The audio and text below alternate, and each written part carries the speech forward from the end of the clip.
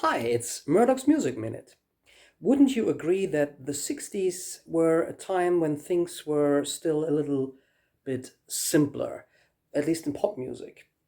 And accordingly, with this review, I'll try and do a more straightforward, more, basic video again with hopefully not too much editing, no fancy filters, and so on. Today's album review contains a little bit of prehistory, quite a bit of wild stuff, and the eternal discussion if there should be different versions of one album released for different countries.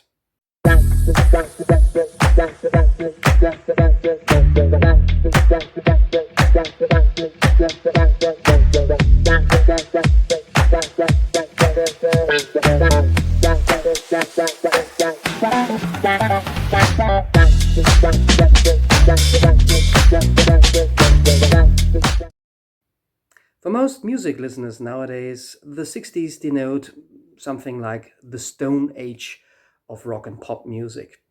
I'd expect myself now to debunk this opinion with a very eloquent and witty video, but then you literally come across the troglodytes in 1966. So, yeah, sometimes the 60s wanted to be the Stone Age of music. A mystery of prehistoric research is finally solved. Those dwelling in holes or caves actually originated here, in the southeast of England, in a town called Andover. It was there that in 1964 four such cave dwellers picked up instruments and from then on internationally became known as the Troggs. Old schoolmates Reg Presley and Ronnie Bond teamed up with Pete Staples on bass and Chris Britton on guitar to play a raw and simplistic version of rhythm and blues and the currently trendy beat music. When former Kinks manager Larry Page discovered them in early 1966, a short spell of successful singles followed, as well as the band's first full-length release that was released as From Nowhere in the UK and as Wild Thing in the USA. And here we've got the four young men in a cave in Somerset. The American version of the album used a slightly different photograph, also had the song titles printed already on the front cover, so to advertise this album a little bit more. And I'll come to the differences, especially the differences in the track listing, between the UK and the US version a little bit later. A standard decision by the label puts Wild Thing, the notorious single, at the beginning. That super distorted, primitive riff, one of those songs that is essential for the birth of modern rock music as we know it. The song originally was written by a guy called Chip Taylor and released or recorded by an American band, the Wild Ones, released as a single in, I believe, 1964 or 1965. Didn't do a lot, but somehow that recording or a demo version landed in the hands of the Troggs manager, who motivated them or who persuaded them to record their own version of this song. Arguably, it's simply an even rawer, more primitive version of that three-chord riff that you can hear in the garage classic Louie Louie. But it did the trick. Plus, they added an ocarina, which is a small flute from Italy or South Africa. And that, of course, is priceless. It adds a very unusual touch to the whole thing.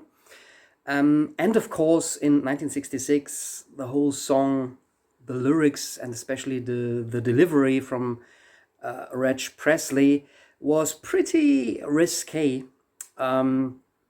So it's not surprising why this Stone Age garage rock single went to number one, both in the USA and the UK, and also in a couple of other countries. It didn't make my personal list of my favorite top 20 garage rock tracks, but this is the stuff that rock and roll dreams are made of.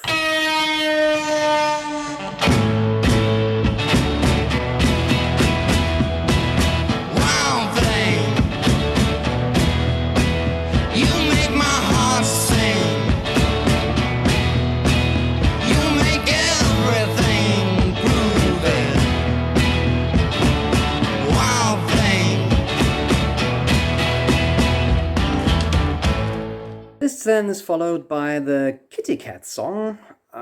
As you can probably already guess from the title, this is a rather fun, not exactly novelty song, but very tongue-in-cheek.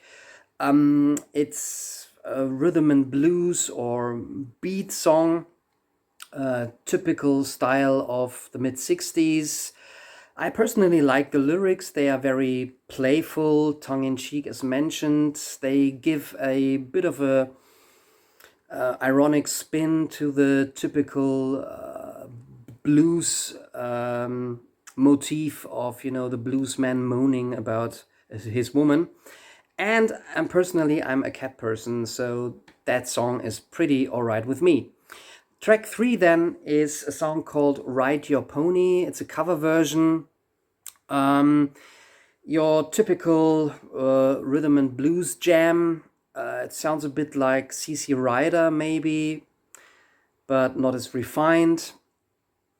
And this is the stuff that you would probably would have heard in all the jazz and R&B clubs in the UK when the big blues rock boom started there. It's an okay, as I said, bluesy jam song, but at the same time it sounds a bit stiff. It's those white UK boys trying to play the blues. Track number 4 on the UK version, I'll get to the US version a little bit later, then is Hi Hi Hazel. Very different sound from the first 3 tracks. It's a lot more laid back. It sounds a bit more, produced. It has a 1960s pop vibe. Originally, however, this was a soul single released by the one and only Geno Washington and the Ram Jam Band. I don't think they ever were an item in the USA, but Geno Washington was an absolute soul superstar in the UK. The Troggs version was recorded pretty much around the same time, but Geno Washington released it as a single. The Troggs didn't. They just used it as an album track, or I think they later on then released it as a single 1 year later in 1967.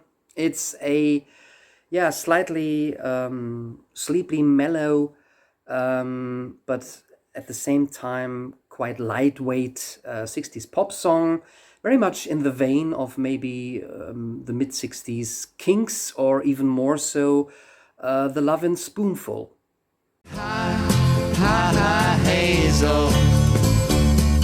Nice to see you in the neighborhood, looking good. Hi, hi, Hazel. When I saw you go walking by, caught my eye. Next up, we get an original written by Reg Presley. I Just Sing.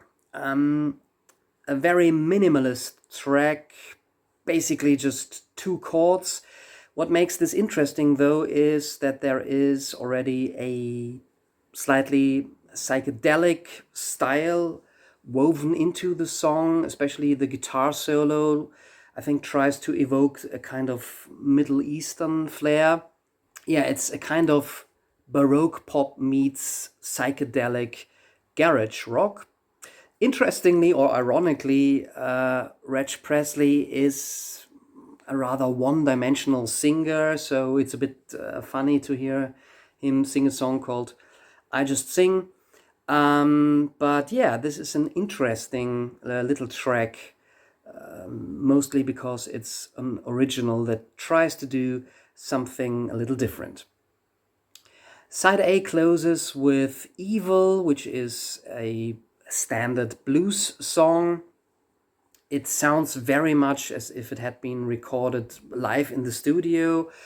Again, a very competent, nice blues jam, and I could easily imagine that also was what the Troggs sounded like live in the English beat and blues clubs during that time.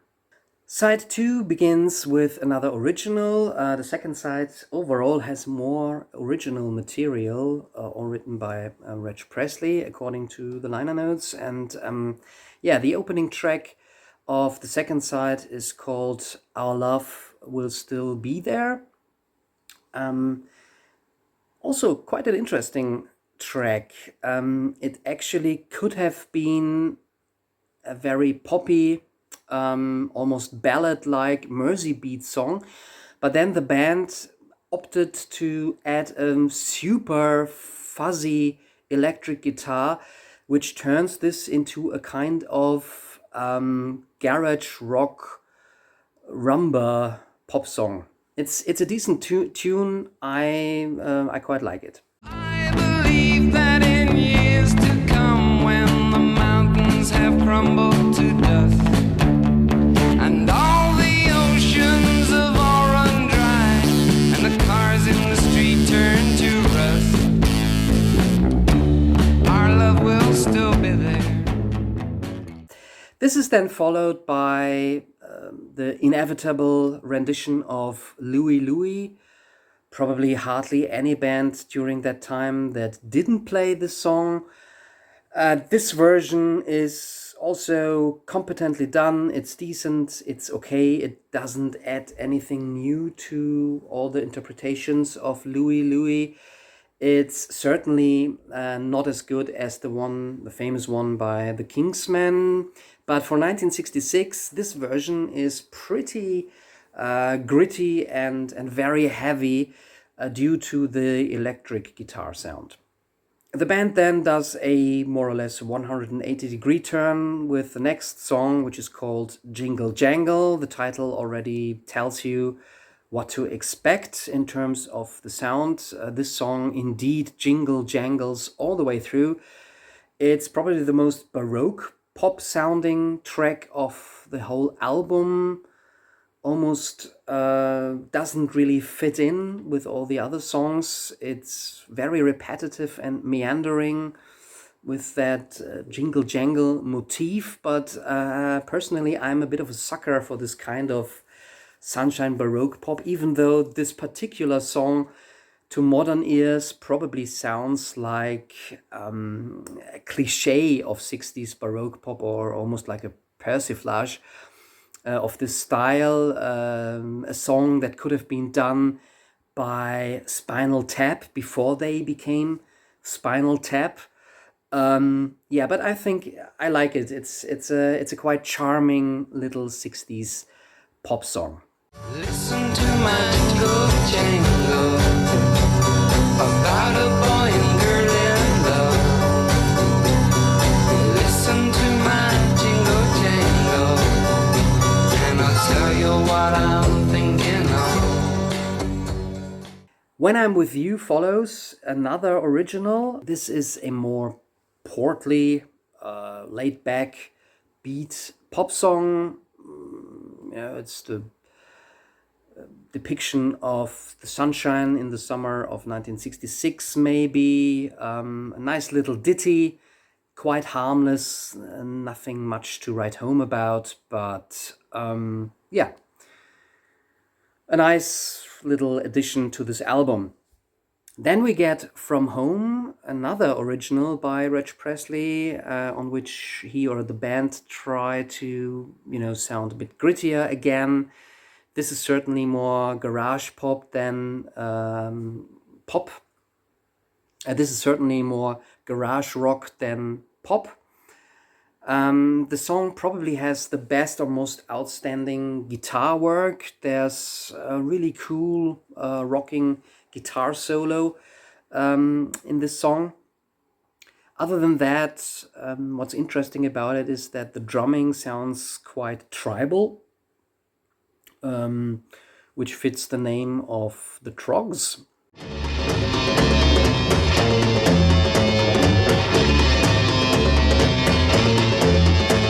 I need your loving, I can't wait long. I get this feeling, it comes on strong. I try to see you, you're always gone from home, girl.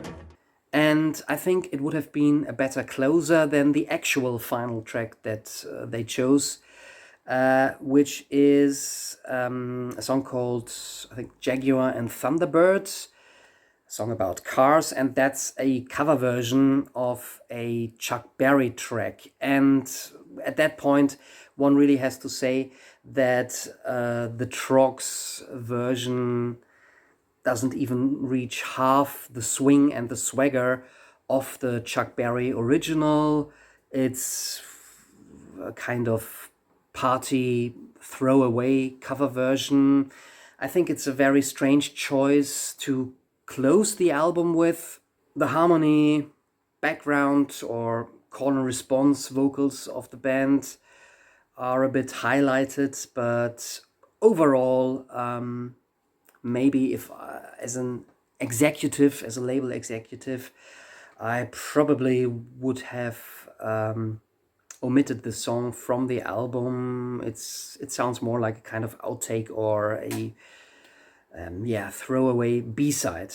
So that's From Nowhere for you if you were a listener in the UK.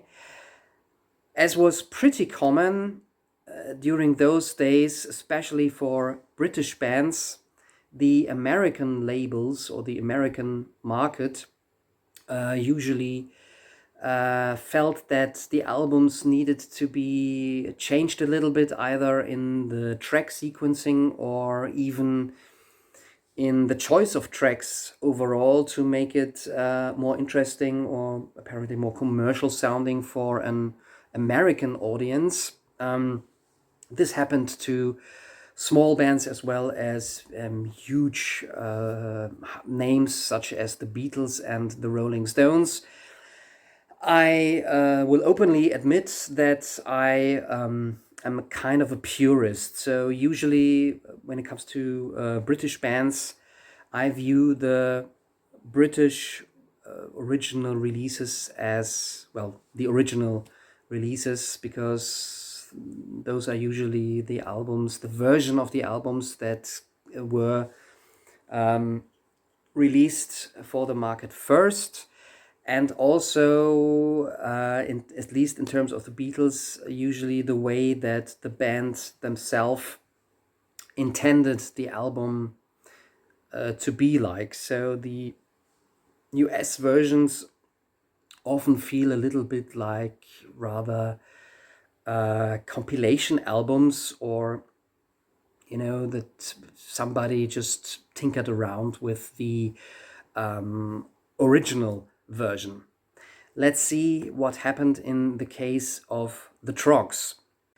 So the American version changed the order of tracks a little bit and also left out a number of the cover versions and the more maybe a bit blues by numbers stuff. Also, the Kitty Cat song isn't on here.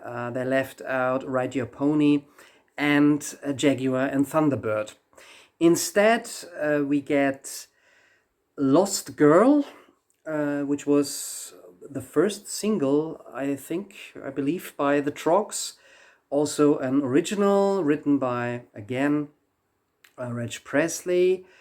If you listen to that song, that's pretty much a 60s beat number, but it still sounds a bit crude and a bit chaotic. Um, it's understandable why this didn't do a lot as a single.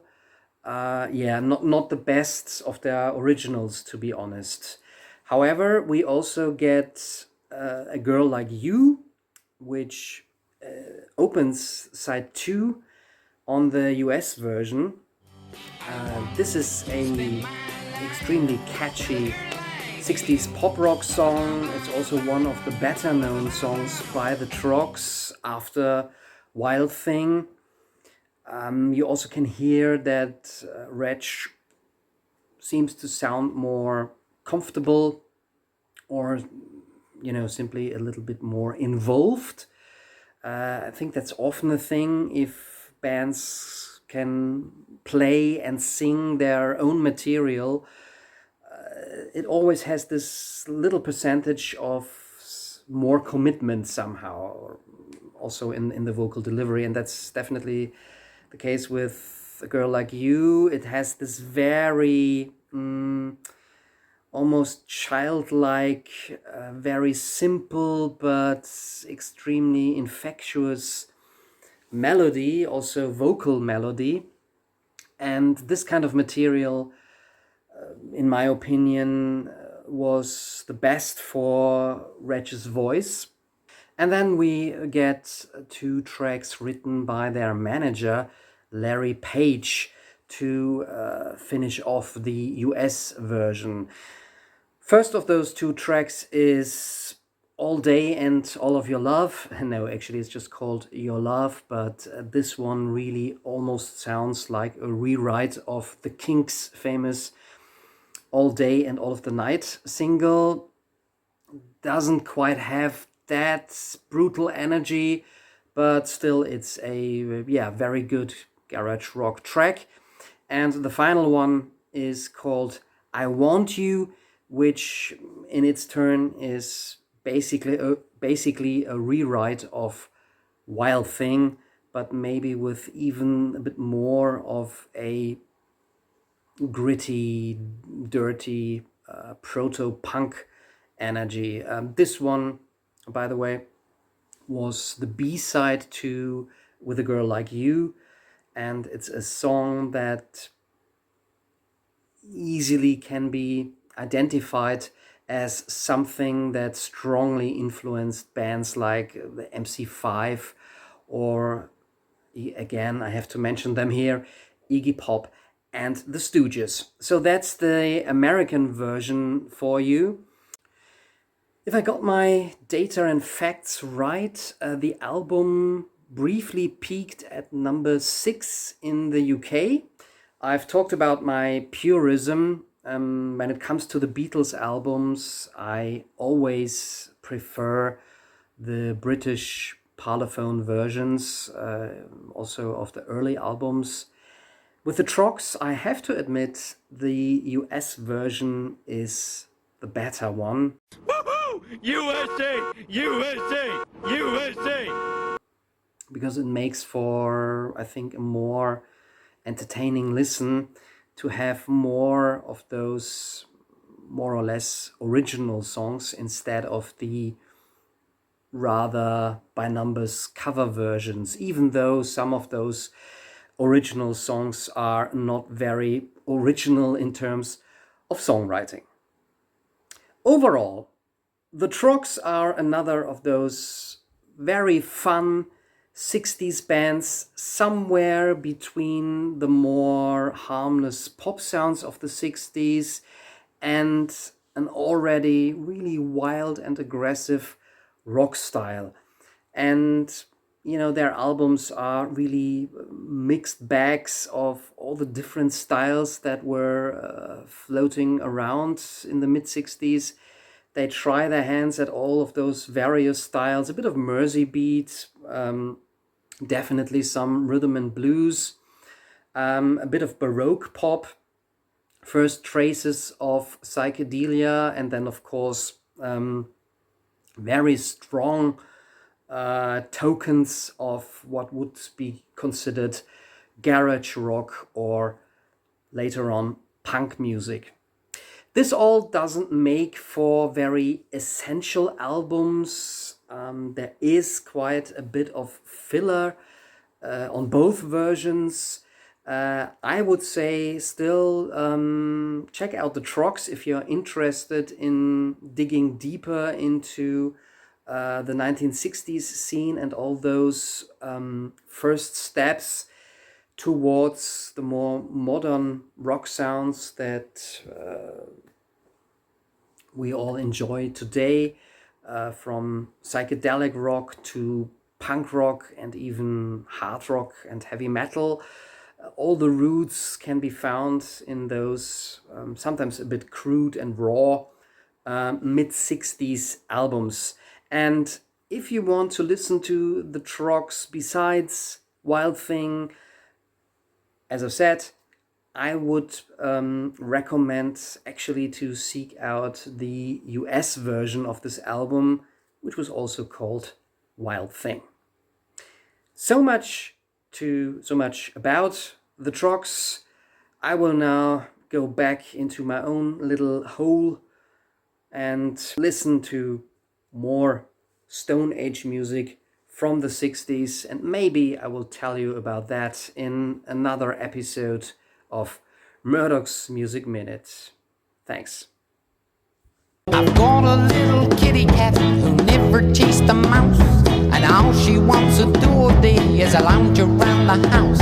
She purrs when she needs me, and I'm right at her command. But when I try to pin her down, she's